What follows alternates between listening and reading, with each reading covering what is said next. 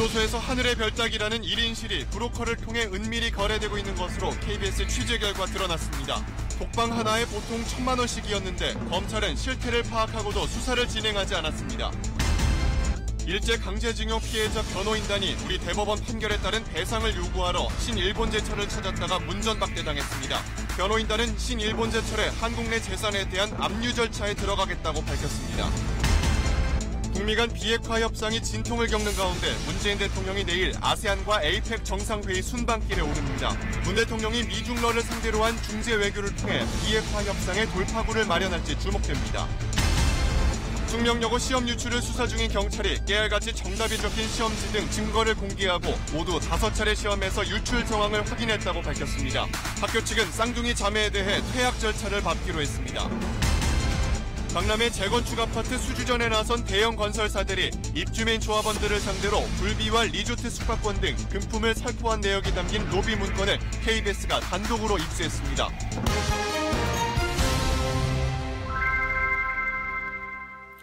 여러분 안녕하십니까? 오늘 KBS 9시 뉴스는 대한민국 교도소, 즉 교정행정이 과연 공정하게 집행되고 있는지 여부에 대해서 진지한 의문을 제기해보고자 합니다. 힘 있는 정치인이나 재벌 총수들이 죄를 지어서 교도소에 가게 되면 대부분 1인실, 즉 독방에서 생활합니다. 그렇지 못한 대부분의 수감자들은 영화에서 보듯이 여러 명이 한 감방에서 공동 생활을 합니다. 이를 혼거실이라고 하죠.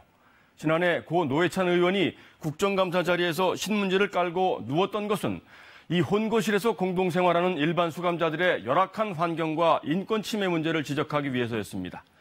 교도소 내부에서 1인실 생활을 한다는 것은 말 그대로 하늘의 별따기라 불릴 정도입니다. 그런데 일부 수감자들이 변호사를 브로커로 고용해서 은밀히 독방 거래를 하고 있다는 사실을 확인했습니다. 저희 취재진이 접촉한 한 변호사의 생생한 육성을 먼저 들려드리겠습니다. 탐사보도부 이세중 기자입니다. 돈으로 교도소 독방을 살 수 있다는 믿기 힘든 제보. 취재진은 브로커로 지목된 변호사에게 수감자의 가족인 것처럼 전화를 해 물어봤습니다. 여러 명이 지내는 혼거실에서 1인실로 옮기고 싶다고 말했습니다. 일단은 어느 구치소에 있어? 어떤 혐의로 지금 재판받고? 비용을 물어봤습니다. 사안의 난이도라거나 지금 현재 컨디션에 따라 다 다르겠죠. 일단은 독방 1,000만 원, 그러니까 부가세까지 있으면 1,100. 일단 독방으로 가면 출소할 때까지 계속 지낼 수 있다고 보장합니다. 금액은 언제쯤 지불하게 되나요? 수사는 즉시 입금하시고 결과가 안 된다면은 다 돌려드려야 되는 거고요. 한번 독방으로 가면은 본인이 사고 쳐서 다시 혼거실로 가지 않는 한은 독방이 계속 있단 말이에요. 독방으로 더 쉽게 옮기려면 가짜로 병이 있는 것처럼 적어내야 한다고 말합니다. 이렇게 뭐 병원 진단서나 이런 게 없어도 가능한가요? 이제 그거는 이제 만들어야 되겠죠. 이제 예를 들어서 폐쇄 공포증이 있어가지고 도저히 이제 못 견딘다랄지 뭐 하면서 신청서 내고. 교정 당국에도 뇌물을 건네는지 물었습니다. 교정본부라든지 이런 데 좀 성의가 들어간 거 저희가 좀 확인을 해볼 수가 좀 있나요? 공무원들이 그렇게 약점 잡혀가지고 나중에 어떻게 해요? 그 상도이고 내 영업 비밀인데 그거를 갖다가 오픈할 수는 없죠. 구체적인 방법은 알려주지 않았지만 교정 당국의 로비가 이뤄진다는 사실을 조심스럽게 내비칩니다. 그때 상황에 따라서 뭐 빡셀 때도 있고 조금 느슨해질 때도 있고 뭐 좀 그런 차이가 있어요. 교도관들이 봤을 적에 그냥 단순히 돈 지르는 것으로만 생각이 들면은 불이익을 받을 수 있죠. 얼굴도 본 적 없는 의뢰인에게 자신 있게 독방 거래가 가능하다고 말하는 이 변호사는 누굴까? 13년 동안 판사로 재직하다 2009년 서울중앙지법 판사를 끝으로 개업한 김상채 변호사입니다. 지난 6.13 선거에서 서울 강남구청장 후보로 출마했던 김 변호사는 현재 바른미래당 정책위원회 부의장과 법률위원회 부위원장을 맡고 있습니다. 비록 낙선했지만 김상채 변호사는 지난 지방선거 강남구청장 후보로 유권자 2만 5천여 명의 선택을 받았습니다. KBS 뉴스 이세중입니다. 이렇게 교도소 독방도 거래가 가능하다는 김 변호사 주장에 대해서 설마 하고 의구심을 품는 분들도 계실 겁니다. 그러나 실제로 김 변호사에게 돈을 주고 독방으로 옮긴 수감자가 있다는 것을 KBS 취재진이 확인했습니다. 이어서 이재석 기자입니다. KBS 탐사보도부가 관련 제보를 받은 건 2달 전입니다. 지난 2016년 55살 이모 씨는 횡령 혐의 등으로 서울 남부구치소에 수감됩니다. 4명 이상이 방을 함께 쓰는 이른바 혼거실에 들어갔습니다. 혼거실이 불편했던 이 씨는 동료 수감자들을 통해 김상채 변호사 얘기를 듣고 접견을 신청했습니다. 접견 자리에서 교정당국에 로비를 하면 독방으로 갈 수 있다는 김 변호사의 제안을 받아들였습니다. 실제 접견 2주 뒤인 2016년 8월 이 씨는 원하던 독방으로 옮겨졌습니다. 독방 거래 성공의 대가로 구치소 바깥 지인을 통해 김 변호사 법무법인 계좌로 1,100만 원을 송금했습니다. 김 변호사가 취재진에게 얘기한 금액과 일치합니다. 돈을 주고 독방으로 간 게 나중에 문제가 될 수도 있지 않겠냐는 이 씨의 걱정에 김 변호사는 다른 사건 자문료라고 하면 된다고 답한 것으로 전해졌습니다. 취재진은 지난달 출소한 이 씨를 찾아 나섰지만 만나지는 못했습니다. 다만 이 씨 가족에게서 독방으로 옮긴 사실은 들을 수 있었습니다. 혼자 독방에 있는 거예요? 제가 어저께도 사실 동생이랑 전화온다고 들었는데 구체적인 그런 얘기는 안 하죠. 탐사 K 취재 결과 검찰도 이와 같은 독방 거래 사실을 포착한 것으로 확인됐습니다. 서울 남부지검은 지난해 1월 김상채 변호사와 이 씨 사이의 독방 거래에 대해 내사를 진행했습니다. 검찰은 김상채 변호사를 통해 독방 로비를 했다는 구체적 내용이 담긴 이 씨의 진술서와 김 변호사에게 돈을 보낸 계좌 이체 내역도 확보했습니다. 남부지검은 또 이 씨 말고도 남부구치소에 있던 또 다른 수감자 2명 역시 비슷한 독방 거래를 했다는 진술도 포착한 걸로 확인됐습니다. KBS 뉴스 이재석입니다. 교도소 독방이 돈을 받고 거래된다는 사실을 검찰은 이미 알고 있었습니다. 그런데도 김 변호사의 대담한 거래는 계속됐습니다. 일반인들 접근이 금지된 교도소 내부의 은밀한 뒷거래. 검찰은 왜 적절한 조치를 취하지 않았을까요? 계속해서 정수영 기자입니다. 지난해 초 서울 남부지검은 김상채 변호사의 독방 거래 내용을 담은 내사 보고서를 작성했습니다. 담당 부장과 차장 검사 그리고 지검장에게까지 보고돼 결재가 났습니다. 지난해 3월에는 남부지검 형사 6부에 사건이 배당됐고 내사 중인 사건을 뜻하는 수재 번호가 부여됐습니다.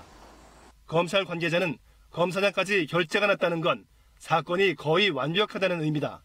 진술서와 계좌 이체 내역까지 있었으니 딱 떨어지는 사건이었다고 취재진에게 말했습니다. 그러나 사건이 배당된 지 석 달도 되지 않아 조사는 흐지부지됐고 담당 검사는 다른 부서로 전보됐습니다. 또 다른 사건 관계자는 검사장 결재까지 난 사건이 제대로 된 조사 없이 흐지부지된 것은 매우 이례적이라고 지적했습니다. 교정당국 관계자들이 실제 뇌물을 받고 독방 거래에 가담했는지에 대해서는 수사가 한 발짝도 나아가지 않았습니다. 검찰이 같은 법무부 식구인 교정본부에 대한 수사를 봐준 게 아니냐는 의혹이 제기되는 대목입니다. 당시 사건을 배당받은 조모 검사는 SNS 메신저를 통해 부서를 옮긴 뒤 사건의 진행 여부를 모른다. 당시 조 검사 윗선인 형사 6부장과 차장 검사는 해당 사건이 있었던 것은 기억하지만 어떻게 처리됐는지는 잘 모르겠다고 취재진에게 답했습니다. 국정원 특활비 불법 사용 혐의로 재판 중인 김진모 당시 남부지검장은 기억이 안 난다고 말했습니다. 형사 6부에서 했었습니다. 남부지검 형사. 저한테는 보고된 게 없어요. 그때 검사장 결재까지 난 걸로 저희가 확인을 했거든요. 기억이 안 나는데. 탐사 K는 자칫 검찰 캐비닛 속에서 묻힐 뻔한 교도소 비리 의혹을 다시 꺼냈고 이제 검찰의 대응에 주목하고 있습니다. KBS 뉴스 정수영입니다. 교도소 독방 거래 사건을 취재한 탐사보도부 이재석 기자와 함께 보다 자세한 얘기 나눠보도록 하겠습니다. 이재석 기자, 어서 오십시오. 네.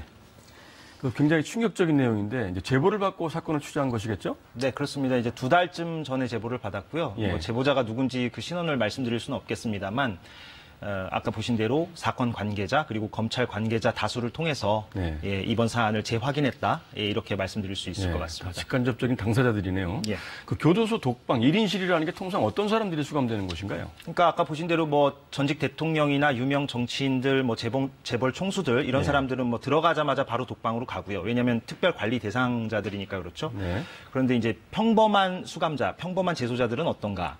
추상적으로 돼 있습니다. 그러니까 개인적 특성을 고려한다 이렇게 돼 있거든요. 여기서 말하는 개인적 특성이라는 건 뭐 죄질이라든가 뭐 성격 그리고 네. 병이 있는가 없는가 뭐 이런 것들을 본다는 거예요. 그런데 이제 분명히 말씀드릴 수 있는 거는 독방으로 가는 게 쉬운 일은 아닙니다. 네. 그러니까 본인이 원한다고 해서 그때그때 쉽게 독방으로 갈 수 있는 건 전혀 아니죠. 근데 공동생활이 힘든 사람들이 대부분이겠네요. 네, 그렇게 네, 볼 수 있을 것 같습니다. 그 이제 브로커 역할을 했다는 김상채 변호사 만나보셨을 텐데, 예. 김 변호사 입장은 뭡니까? 그러니까 저희가 내일 추가로 영상을 하나 공개할 예정인데요. 새로운 내용이 있습니다. 거기서 김상채 변호사가 입장을 밝혔는데 요약하면 이렇습니다. 그러니까 본인이 2016년에 그 이모 씨로부터 1,100만 원을 받은 것은 시인했습니다. 네. 그러나 단순한 자문료였다. 그러니까 불법 로비는 없었다. 이런 입장을 밝히고 있고요. 다만 결과적으로 이제 정치인으로서 공인으로서 송구스럽다는 입장을 전했습니다. 그럼 이제 2년 전 사건인데 지금도 이런 독방 거래가 계속되고 있다고 봐야 되는 건가요? 그러니까 그게 아무래도 합리적 추론일 것 같습니다. 왜냐하면 앞서 보신 대로 이제 이모 씨가 2016년에 김상채 변호사에게 1,100만 원을 주고 독방으로 갔다는 것 아니겠습니까? 네. 그런데 취재진이 김 변호사랑 통화한 거는 지난달 얘기입니다. 그러면 적어도 2016년부터 최근까지는 김 변호사가 네. 어떤 방식으로든 이런 독방 거래 내지는 독방 거래 영업을 해온 게 아닌가 이렇게 합리적으로 추론해 볼 수 있을 것 같습니다. 그렇군요. 그럼 이 독방 거래를 했다는 수감자 이 씨는 자신한테 불리한 내용을 왜 검찰에 가서 진술을 했을까요? 네, 그 대목인데, 그러니까 검찰과 피내사자 혹은 검찰과 피의자 사이에는 날마다 뭐 밀고 당기기가 계속됩니다. 예. 예, 조사를 하는 사람과 조사를 당하는 사람 사이에 그런 밀고 당기기가 있는 건데 이 씨 입장에서는 검찰이 이 사안을 포착을 했기 때문에 협조를 안 하는 것보다는 협조를 해주는 것이 그러니까 진술서를 사실대로 적는 것이 최종적으로 구형량을 깎거나 형사처벌의 수준을 좀 낮추는 데 도움이 되는 거 아니냐 하는 전략적 판단을 한 것으로 보입니다. 실제로 저희가 그 관련 취재를 해봐도 그런 내용들이 전해지고요. 네. 그래서 바로 이 지점, 그러니까 돈을 준 사람이 자칫 뇌물 공여 혐의를 받을 수 있다는 점이 그동안의 독방 거래가 비일비재했음에도 불구하고 수면 위로 떠오르지 않았던 어떤 하나의 요인이 아닌가 이렇게 추정할 수도 있을 것 같습니다. 네. 교정당국은 뭐라고 그럽니까? 교정당국은 뭐 전면 부인하는 입장입니다. 그럴 리가 없다는 입장인데 저희가 내일 아까 말씀드린 대로 이제 추가 영상을 공개할 텐데요. 여기 이 영상을 통해서 교정당국이 과연 연루가 안 됐겠는가 그리고 과연 독방 거래만 있었겠는가 이 부분을 내일 집중적으로 보도해드릴 예정입니다. 네. 참 믿기지 않는 일들이 벌어졌네요. 네. 후속 보도 기대하겠습니다. 이재석 기자 설명 잘 들었습니다. 다음 소식입니다. 일제 강제징용 피해자 변호인단이 오늘 신일철주금, 옛 신일본 제철을 찾았다가 문전박대를 당했습니다. 배상 요청서를 전달하지도 못했는데 일본 정부는 소송 대상이 된 기업들과 연대하고 있다고 밝혔습니다. 도쿄에서 이민영 특파원입니다. 한국에서 건너온 강제징용 피해자 변호인단이 피해자 영정을 들고 신일본 제철 건물로 들어갑니다. 우리 대법원 판결에 따른 배상 요청서를 전달하기 위해서입니다. 하지만 신일본 제철 그 누구도 나타나지 않았고 경비회사 직원이 대신 나왔습니다.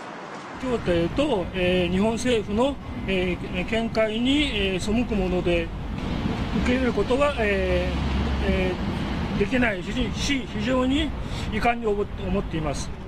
이어 돌아온 건 배상 요청서를 안내 데스크에 놓고 가면 보관하겠다는 차가운 응대였습니다.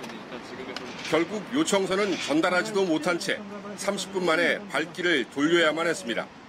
이 요구서를 받아가라고 요청을 드렸습니다. 근데 저희가 들었던 말은 놓고 가라 였습니다. 이 데스크에 놓고 가면 보관하겠다.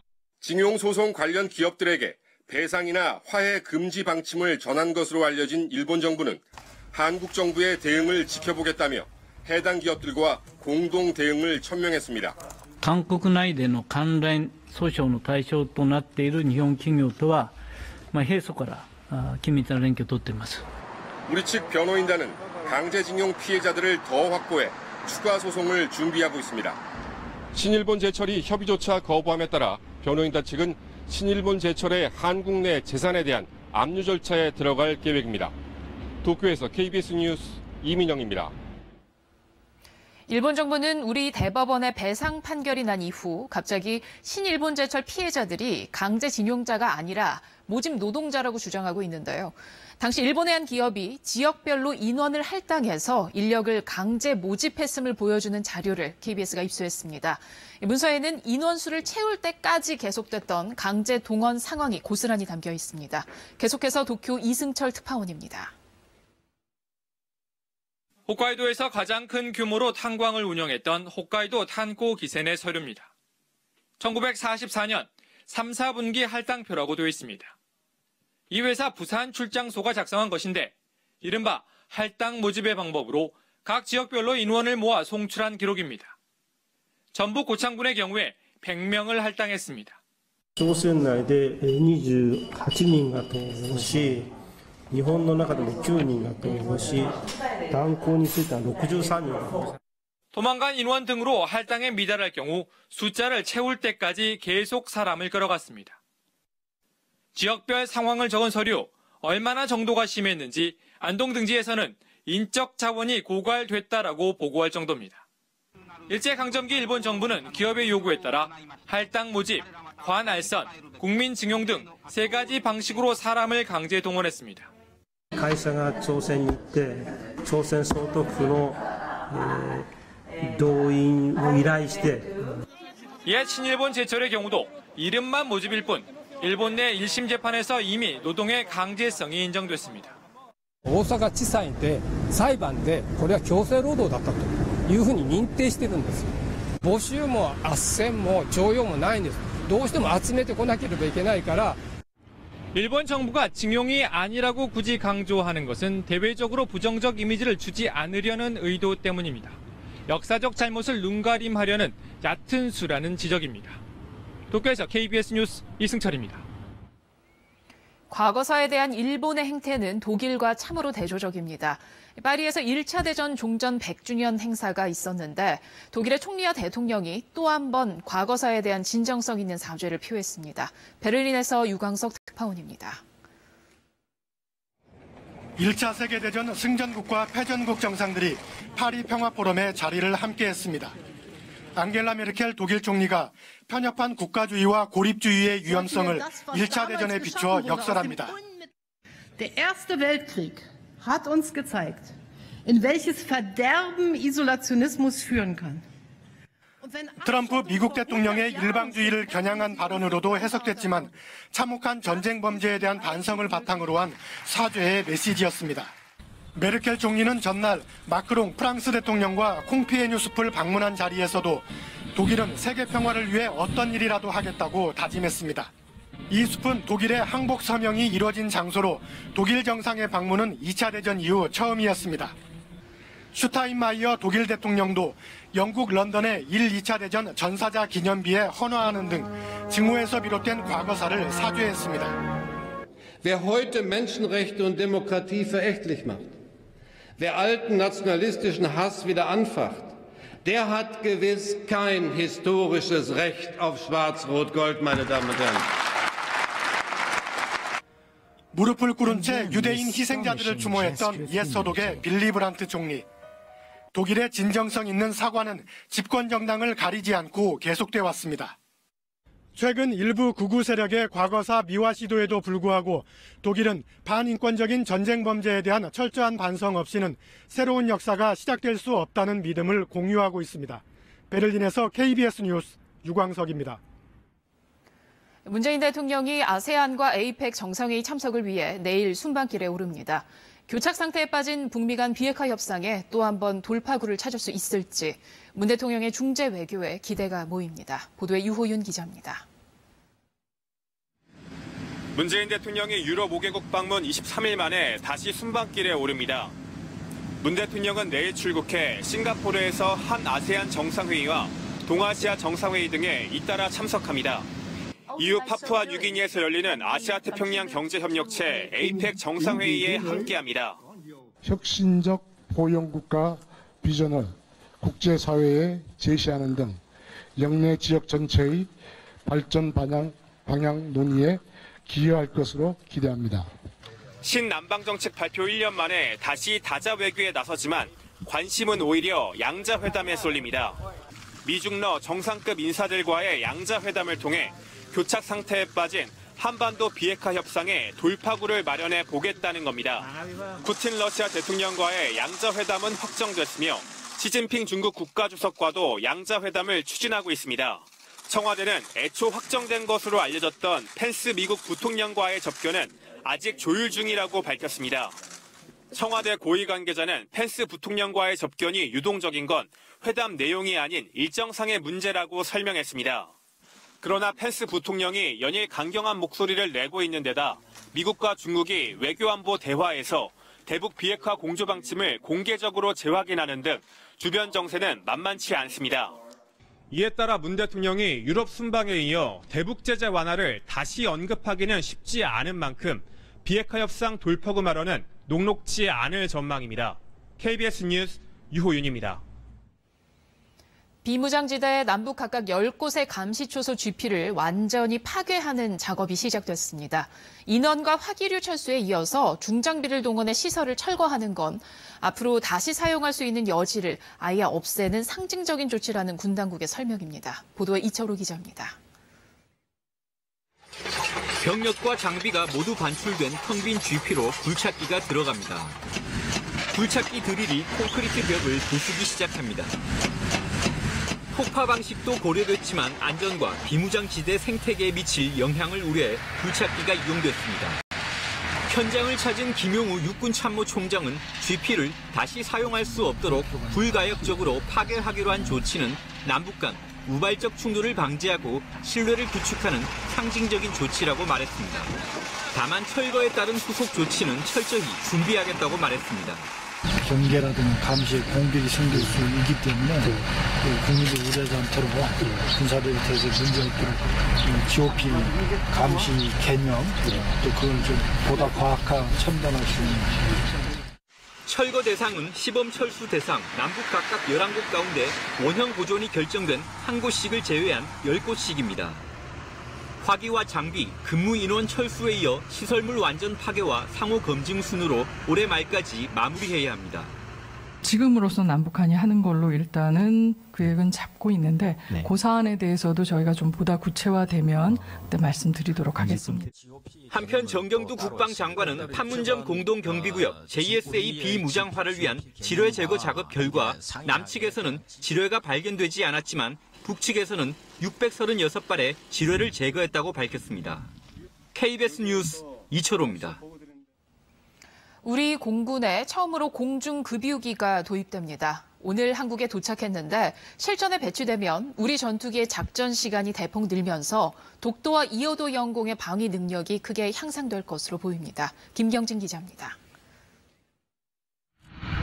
육중한 몸집의 항공기가 김해공항에 착륙합니다.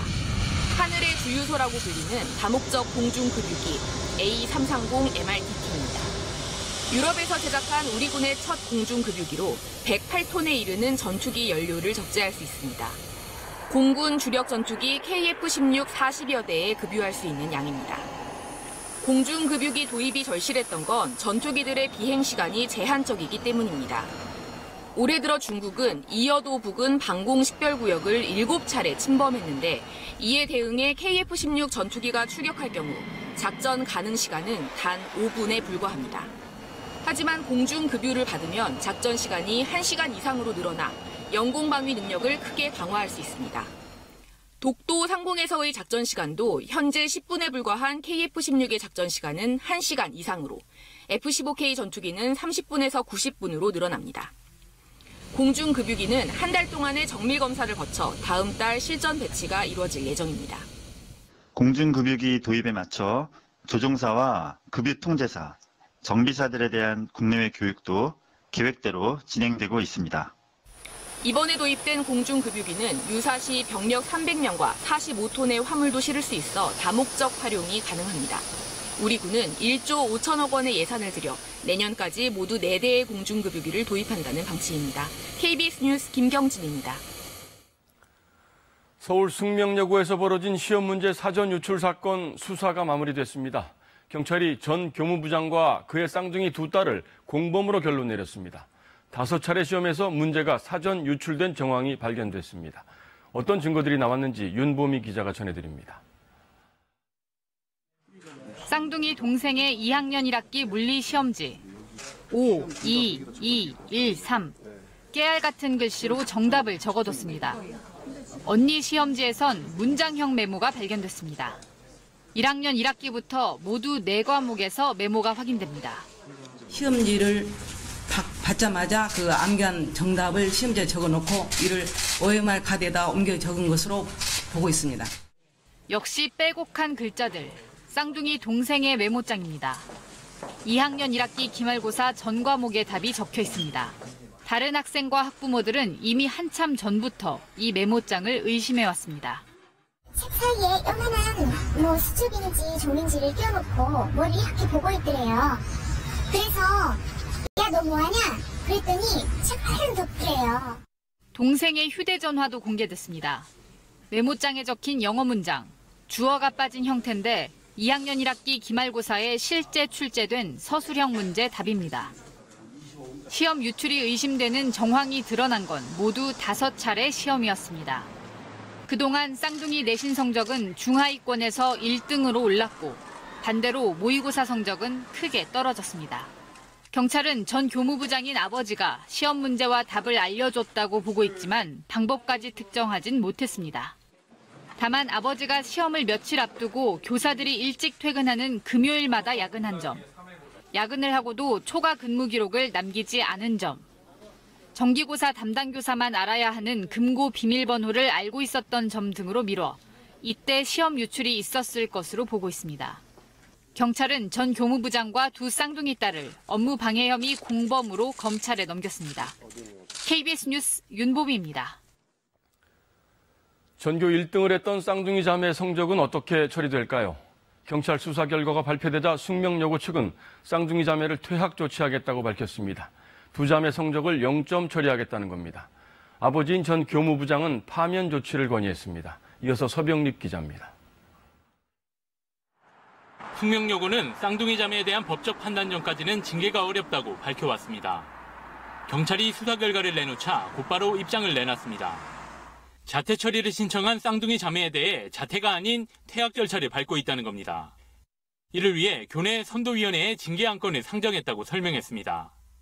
2학년 학생들이 내년 수시에서 불이익을 받을 수 있다는 생각 때문에 상당히 고민이 많았었습니다. 교육청과 협의하고 담을 받아서 학업성적관리위원회와 선도위원회에서 절차를 진행하게 되었습니다. 두 학생의 부정행위가 수사기관에서 확인된 만큼 관련 시험 성적을 0점 처리하고 해당 시험의 학생들 성적을 재산정하겠다고 밝혔습니다. 전 교무부장의 파면도 징계위원회에 건의하기로 했습니다. 숙명여고 정상화 비대위는 경찰 수사 결과를 환영하면서도 학교 측의 조치는 강하게 비판했습니다. 학교 측에서는 어떻게 보면 쌍둥이를 감싸고 옹호하는 입장만을 취하니까 오히려 이제 의혹을 제기하는 학생들이라든가 학부모들 같은 경우에는 더욱더 좀 배신감을 느끼는 거였죠. 쌍둥이 자매 측은 성급한 결정이라며 반발했습니다. 법적 대응 여부에는 말을 아꼈습니다. 적어도 1심 선고 전까지는 하면 안 된다는 법리적인 판단인데 퇴학 처분에 대해서 다툴 것인지 여부에 대해서는 아직 결정된 바는 없습니다. 경찰 조사가 일단락된 가운데 숙명여고 사태가 법정 다툼으로 비화될지 관심이 쏠립니다. KBS 뉴스 서병립입니다.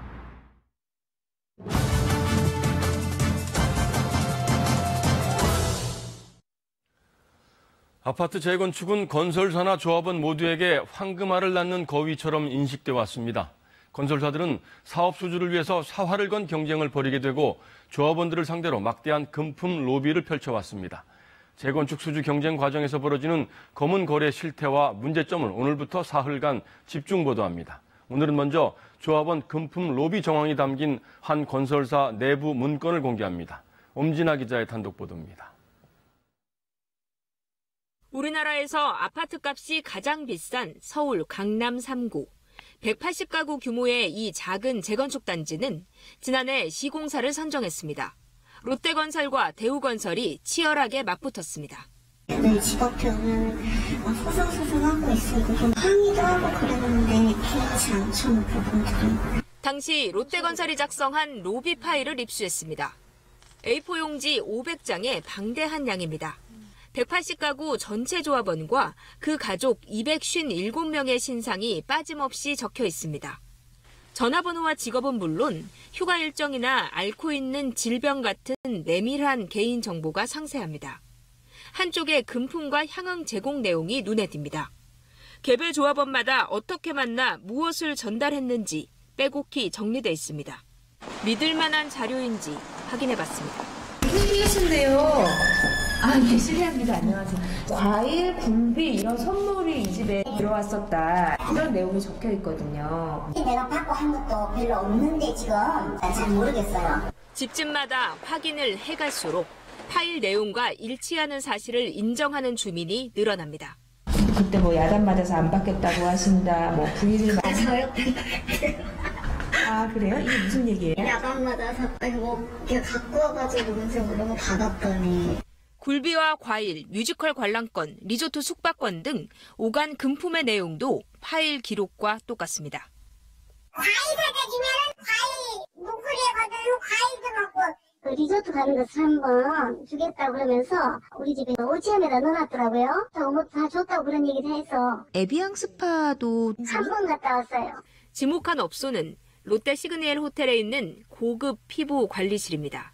에비앙 기본은 20만 원대 60분 보시면 되시고요. 수분 케어랑 리프팅 케어 중에 많이들 하시고요. 이 파일에는 방문과 금품을 거절한 조합원도 있었지만 전체의 40%, 80가구 정도가 식사나 선물 접대를 받았다고 기록돼 있습니다. 시공사 선정을 앞두고 건설사가 조합원을 개별 접촉하고 홍보하는 건 불법입니다. 그런데도 건설사 측은 체계적인 조직을 갖추고 팀별 업무 일지까지 작성해가며 불법으로 금품을 전달한 사실을 이 파일은 보여줍니다. KBS 뉴스 엄진아입니다. 특히 주변에 입김이 센 몇몇 조합원들은 건설사들이 특별 관리 대상으로 삼고 집중적인 로비를 펼쳤습니다.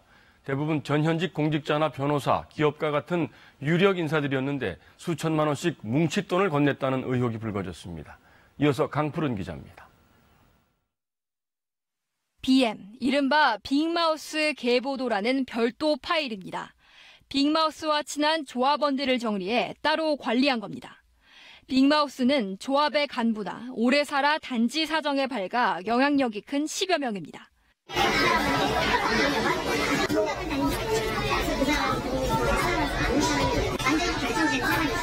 이 명단에는 전현직 공직자나 변호사, 기업가 등 이른바 유력 인사들도 있습니다. 2달간 최대 23번, 사흘에 한 번꼴로 만나 시공사 지지를 청탁한 걸로 나옵니다. 많이 왔다 갔다 하는 건 사실이에요. 수료하는데 가서 친해지고 또 명절 되는데 뭐 과일 한 판에 갖다 주는 거 가지고 그걸 뭐 번제라고 하겠습니까? 이 가운데 일부 조합원은 먼저 금품을 요구하기도 했다고 기록돼 있습니다. 호텔을 예약해주면 110% 지지하겠다며 조건을 걸거나 농담처럼 거액을 달라고 했다는 기록이 구체적인 날짜와 함께 등장합니다. 왜 선물을 차별을 하냐는 문구도 보입니다. 조합원마다 액수가 적힌 항목도 있습니다. 현금이 오간 의혹입니다. 아무리 그래도 은밀하게 하는 게 있을 수 있다고 나는 봐요. 책임지는 책임지겠죠. 당시 이 아파트를 담당한 롯데건설 협력업체 직원은 파일 문서의 실체를 인정했습니다. 이런 로비가 일종의 관행이었다고 털어놨습니다.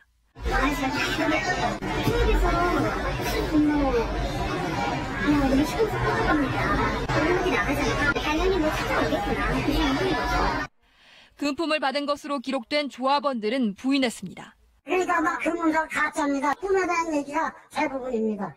하지만 경찰은 당시 입찰 경쟁 과정에서 광범위한 금품 살포 사실을 상당 부분 확인하고 수사하고 있습니다. 롯데건설은 수사 중인 사안이라 사실을 확인해 줄 수 없다고 밝혔습니다. KBS 뉴스 강푸른입니다. 인천의 한 병원에서 11살 초등학생이 수액 주사를 맞다가 숨졌습니다. 인천에선 최근 2달 동안 수액 주사를 맞고 환자가 숨지는 의료사고가 4건이나 일어나서 당국이 역학조사를 검토하고 있습니다. 염기석 기자입니다. 인천시의 한 종합병원. 이 병원 응급실에서 수액 주사를 맞던 11살 초등학생이 숨진 건 어제 오후 3시 30분쯤. 장염 증세를 보인 이 초등학생은 병원에서 장염제와 복통 완화제를 섞은 주사를 맞다 약 10분 만에 심정지 증상을 보였습니다. 병원 측은 심폐소생술을 시행했으나 결국 숨졌습니다. 이 초등학생은 숨지기 하루 전 한 개인 병원에서 장염과 감기약을 처방받고 복용했지만 차도가 없어 종합병원을 찾았습니다. 병원 측은 주사를 놓기 전 실시한 피검사 등을 근거로 의료사고 가능성을 부인했습니다. 검사 결과로 저희 의료진이 추측하건데 부모님께도 설명드렸고요. 심장 쪽에 질환이 있는 걸로. 경찰은 사망 원인을 파악하기 위해 국립과학수사연구원에 부검을 의뢰했습니다. 부검하고 이걸 한번 살펴봐야죠. 정확하게 사망 원인이 있는지 한번 찾아봐야죠. 인천에서는 지난 9월 3일 60대 여성이 영양 수액주사를 맞고 사망했고 9월 13일에도 50대 여성이 수액주사를 맞고 숨지는 등 비슷한 사고가 최근 2개월간 4건에 이릅니다.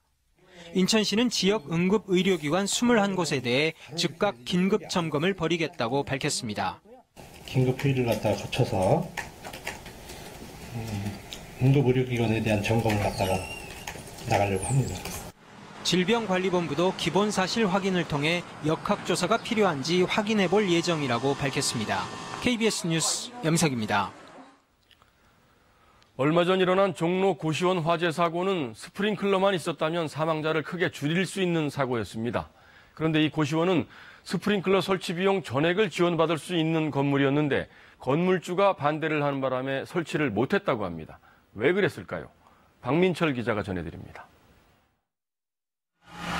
7명이 숨지고 11명이 다친 고시원 화재. 스프링클러가 없었습니다. 기회는 있었습니다. 서울시가 고시원에 스프링클러를 설치하며 설치비를 전액 지원하는데 고시원 운영자가 이 사업에 신청서를 낸 겁니다. 하지만 일은 더 진행되지 않았습니다. 2명의 건물주가 설치에 동의하지 않았기 때문입니다. 월세가 밀려있고 집이 안 팔리기 때문에 고시원을 내보내려고 이제 그랬던 차원에서 그거를 하게 되면은 계속 그 사람을 키고 있어야 된다는 강박관념이 있었죠. 스프링클러 설치 지원을 받으면 5년 동안 임대료를 올릴 수 없다는 조건이 발목을 잡은 겁니다. 건물을 파는데 지장이 있을 거라는 판단도 한몫했습니다. 건물을 그 당시에 팔았으면 하는 의견이 하나 있었고 스프링클러를 동의를 해주면 5년 동안에 어떻게 행세를 할 수가 없는 족쇄가 될까 봐. 다만 5년 전부터 화재 위험이 있다는 건 알고 있었다며 도의적인 책임을 지겠다고 말했습니다. 스프링클러가 있었다면은 인명 피해를 크게 발생하지 않도록 방지를 할 수 있었을 텐데. 그거는 제가 입이 몇 개는 드릴 말씀이 없습니다. 제 입장도 이해해달라고 그러기는 좀 죄송하고요. 서울시는 스프링클러 지원 사업 조건이 문턱으로 작용하는 건 사실이라는 입장입니다. 건물주 입장에서 보면은 고시원으로 임대를 안 주고 다른 업종으로 이제 바꿀 수도 있지 않습니까? 그런 거에 대해서 이제 걸림돌이 될 수는 있겠죠. 서울시는 스프링클러 설치 뒤 5년 동안 임대료 인상을 금지하는 조항을 재검토하겠다고 밝혔습니다. KBS 뉴스 박민철입니다. 추석 명절과 연말 연시 사이에 끼어서 특별한 행사 없이 지나가던 11월이 이제는 지구촌 최고의 쇼핑 시즌으로 자리 잡고 있습니다. 직구족 덕분인데요. 중국은 광군제 하루 동안 온라인 쇼핑몰 알리바바에서만 서울시 1년 예상과 맞먹는 35조 원어치의 물건이 팔려나가며 역대 최고 매출액을 기록했습니다. 미국 한 해 소비의 20%가 이뤄진다는 최대 할인 행사 블랙 프라이데이도 얼마 남지 않았습니다. 외국 물정에 밝은 일부에 얘기했던 직구가 이제는 하나의 쇼핑 문화로 자리 잡으면서 쇼핑에도 국경이 없어지고 있습니다. 먼저 그 실태를 홍진아 기자가 취재했습니다. 30대 직장인 이성문 씨는 사고 싶은 물건이 생기면 먼저 해외 인터넷 쇼핑몰부터 알아봅니다. TV부터 키보드, 마우스, 이 씨가 갖고 있는 제품들 대부분은 이렇게 인터넷 직구를 통해 해외에서 건너왔습니다. 배송료 포함해서 한 75불 정도 주고 샀는데 국내에서는 거의 10만 원 후반대의 가격대가 측정되어 있는 걸로 알고 있어요. 4살배기 딸아이의 물건도 가격 비교를 하다 보면 직구로 사들일 때가 많습니다. 한국에서 10만 원 주고 이제 그런 매장 가서 우사비 별로 살 게 없잖아요. 한 두세 벌? 많아야 두세 벌 사는데 진짜 한 박스가 오더라고요. 이거 TV 왜 이렇게 화질 좋아? 이렇게 말할 직구는 하고 싶지만 제품을 확인해 볼 수 없는 소비자들의 궁금증을 풀기 위해 해외 판매 제품의 가격과 품질을 분석해주는 서비스도 생겨났습니다.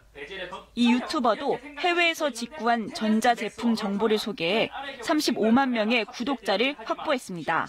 월드 워런티를 제공하는 회사들이 되게 많아요. 해외 직구를 하더라도 국내에서 AS를 어느 정도 받을 수 있다 보니까 가격도 싸고. 해외 직구 붐이 일기 시작한 초기에 주로 미국 시장을 이용했다면 최근에는 중국과 유럽으로 구입처가 다양해지는 추세입니다. 중국에서 생산하는 생활 가전제품의 품질이 좋아지고 한 EU FTA 영향으로 유럽 제품들이 가격 면에서도 유리해졌기 때문입니다. 지난해 국내 소비자들의 해외 직구 규모는 20억 달러, 우리 돈 2조 원을 훌쩍 넘어서며 매년 최고치를 갈아치우고 있습니다. 국내 대형마트와 인터넷 쇼핑몰에서도 이에 맞서 경쟁적으로 할인 행사에 나서고 있지만 올해 직구 규모도 또 신기록을 쓸 거란 전망이 나오고 있습니다. KBS 뉴스 홍진아입니다. 이렇게 해외 직접 구매 규모가 급격히 늘면서 앞으로 2년 뒤면 전 세계 전자상거래의 3분의 1이 국경을 넘나들며 이뤄질 것이란 전망도 나옵니다. 우리 업체들도 세계 소비자를 겨냥한 이른바 역직구 시장 공략에 나서고 있습니다. 이어서 윤지영 기자입니다. 40만 명이 넘는 팔로워를 가진 중국 SNS 스타. 우리나라 라면을 먹으며 인터넷 생방송을 합니다. 우리 라면 업체가 중국 소비자를 겨냥해 SNS를 동원한 건데 결과는 성공적입니다. 이번 광군제 때 최고 매출을 올렸습니다. 올해 초부터 해외 온라인 판매를 시작한 이 화장품 브랜드 역시 매출이 껑충 뛰었습니다. 해외 소비자들의 취향에 맞춘 상품을 내놓으며 적극적인 시장 개척에 나섰습니다. 표현법이 분명히 조금 나라보다 다를 거고 근원은 한국 KBT에 두고 있지만 그날에 가장 어울리는 색상들을 저희는 연구하고 찾아서 계속 만들어내고 K-팝 인기와 K-뷰티 그리고 안전한 먹거리 바람을 타고 지난해 국내 업자가 해외 소비자에게 직접 판매한 이른바 역직구 판매액은 3조 원에 육박합니다. 1년 새 30% 가까이 증가한 건데 같은 기간 우리 국민 해외 직구 증가세와 맞먹는 수준입니다. 내년엔 시장 규모가 더 커질 것으로 기대됩니다. 눈여겨볼 점은 전통적인 유통 대기업보단 소규모 업체들이 역직구 시장에서 두각을 나타내고 있다는 겁니다. 업체 규모가 작아 주로 해외 유명 쇼핑 사이트에 등록해 제품을 팔고 있습니다. 한국산 제품에 대한 해외 소비자들의 인식이 좋은 만큼 우리 업체들을 한데 묶어 홍보하는 서비스도 등장했습니다. 해외 진출이 쉽지 않은 중소기업을 대상으로 영어, 중국어, 일본어 등 해외 마케팅 지원과 해외 배송까지 원스톱으로 지원해드리고 있습니다. 2020년이면 국경을 넘나드는 전자상거래 규모가 1조 달러, 우리 돈 1,140조 원으로 추산되는 가운데 이제 온라인 판매자들에게 세계 시장 개척은 선택이 아니라 필수가 되고 있습니다. KBS 뉴스 윤지연입니다. 위탁모가 돌보던 2살 아이가 20여일 전 혼수 상태에 빠졌다가 결국 숨졌습니다. 경찰은 이 위탁모의 또 다른 아동 학대 정황을 포착하고 수사하고 있습니다. 최유경 기자가 취재했습니다. 위탁모에게 맡겼다가 혼수 상태에 빠진 문 모양이 그제밤 숨을 거두었습니다. 뇌사 판정 20일 만입니다. 생후 16개월 된 딸을 떠나보낸 부모는 슬픔을 가누지 못합니다. 실패분석을 하다가 그렇게 1시간을 버텼어요. 얼마 안 돼서 바로 실패가 떠났는데 그냥 다 이런 기분이고. 문 양의 뇌사는 질식 때문이라는 게 의사 소견이었습니다. 학대가 의심된다는 겁니다. 혼자서 넘어져서 그리고 자발적 무슨 질병이 있어서 그렇게 될 수는 없다고 하시더라고요. 경찰은 사인을 가리기 위해 오늘 오전 부검을 진행했습니다. 또 위탁모 김 씨의 아동학대 정황을 추가로 확인해 수사하고 있습니다. 근거는 김 씨의 휴대전화에서 복원한 사진, 생후 6개월 된 아이의 입을 손으로 막고 찍은 사진과 머리끝까지 욕조물에 잠기게 한 뒤 찍은 사진입니다. 김 씨가 돌본 아이들의 의료 기록에서도 학대 정황이 포착됐습니다. 생후 18개월 아이가 뜨거운 물에 화상을 입었는데 사흘 동안 병원에 데려가지 않은 사실을 확인한 겁니다. 김 씨는 경찰에서 휴대전화 사진과 관련해 부모가 돈을 안 줘 그랬다고 혐의를 사실상 시인했습니다. 또 의료 기록에 대해선 아이 스스로 화상을 입었고 돈이 없어 병원에 못 갔다고 진술했습니다. KBS 뉴스 최유경입니다. 문재인 대통령에게 대화를 촉구하는 비정규직 노동자들이 4박 5일 동안의 공동행동을 시작했습니다.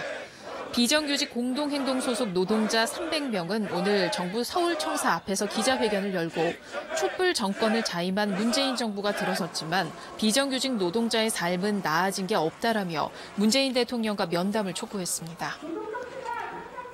서울 마포경찰서는 지난달 28일 저녁 마포구에서 단속을 피해 달아나다 경찰차를 들이받아 경찰관을 다치게 한 혐의로 34살 김모 씨를 구속했습니다. 사고 당시 김 씨의 혈중 알코올 농도는 0.141%로 면허 취소 수준이었고 김 씨는 과거에도 음주운전으로 4번 적발된 것으로 확인됐습니다. 국방부가 일제 잔재로 꼽혀온 군대 헌병병과 이름을 창설 70년 만에 군사경찰로 바꾸는 등 5개 병과의 이름을 바꾸는 군인사법 시행령 일부 개정안을 입법 예고했습니다. 국방부는 시대 변화에 맞지 않는 구시대적인 이름을 바꾸고 현재 수행 중인 병과의 임무를 정확히 표현하는 데 주안점을 뒀다라고 설명했습니다. 내년 1월부터 생활습관 개선이나 약물 등 내과적 치료로 개선되지 않는 고도비만 환자들의 위나 장을 절제하거나 축소 변화시키는 수술에 건강보험이 적용됩니다.